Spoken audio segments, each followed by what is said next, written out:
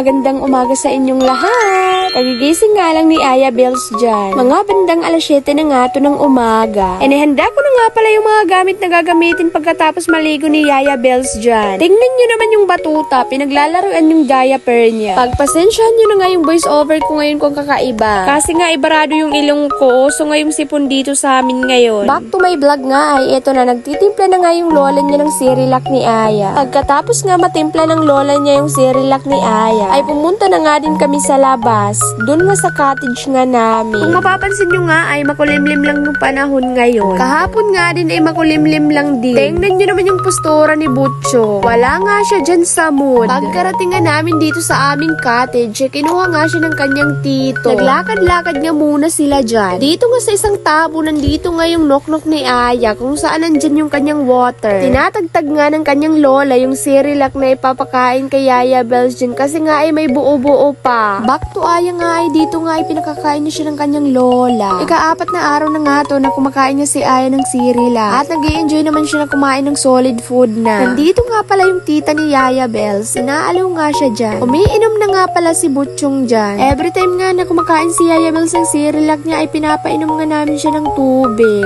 Distilled water nga pala yung tubig niya. Kaya okay nga lang inumin kahit hindi mainit. Nandito nga din pala yung mga pinsan ni Aya Bells sa cottage. Tambay-tambay nga lang muna kami dito. Pagkatapos nga kumain ni Aya Bells ay agad ko naman siya pinaliguan na. Behave nga lang ang batuta habang pinapaliguan ko siya dyan. Pagkatapos ko nga siya mapaliguan ay kaagad ko naman siya pinahiran ng towel niya. Very good nga ang Aya Bells ngayon kasi nga hindi siya nagwala for today's video. Every time nga kasi na pinapalitan ko siya ng damit at pinupunasan, iyak nga siya ng iyak. Pero this time nga ay nagsama siya. Good mood nga siguro yung Butchong ngayon. Tingnan nyo nga at kinakalikot pa yung damit niya. Pagkatapos ko nga siya mapalitan ng damit ay pinadidi ko muna siya at kaagad naman na nakatulog na. Habang nga ay burlugs ang batuta ay kumain nga muna ang mama ng almusal. Eto nga pala yung almusal ko, tinapay at pansit. Nang timpla na nga din ako ng gatas. Pagkatapos nga mag-almusal ang mama ay tulog pa nga din ang batuta. Pero isang oras nga lang ang nakalipas ay nagising na din ang Aya Bells. Inaaliw ko nga si Butchong dyan kaso nga ay wala pa siya dyan sa mood. Kakaaliw ko nga sa kanya at ito, bungis-ngis na naman ang batuta.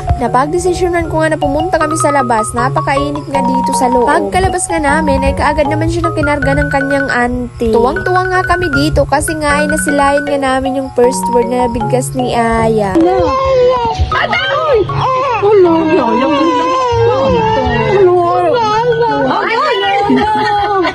Nanay nga yung unang nabigkas ni Aya Bells na para bang gusto niyang magsumbong sa nanay la niya. Inaasar-asar nga kasi namin dyan si Aya Bells. Tingnan nyo naman, paiyak na yung batuta. At yun, umiyak na talaga. Wala ka nang magagawa, Aya Bells. May mapangasar kang mama at mga tita. Pero syempre, love na love ka namin sobra. At yun, kinuha na nga siya ng kakampi niya. Nandyan na naman siya sa kanyang nanay la. Tingnan nyo naman yung mukha ng batuta na para ba ngayon yun na ako asarin. At nang may masuntok na yung nanay la niya. Fast forward nga ay eto na nangnunok-nuk na ng milk yung Aya Bells. Every morning nga ay pinakakain nga namin si Aya Bells ng Cerelac. Tuwing afternoon naman ay pinadididi namin siya ng lactose formula. Mixed feed nga si Aya Bells simula nang nag 6 months siya. Dito na nga nagtatapos yung video. Salamat sa panonood!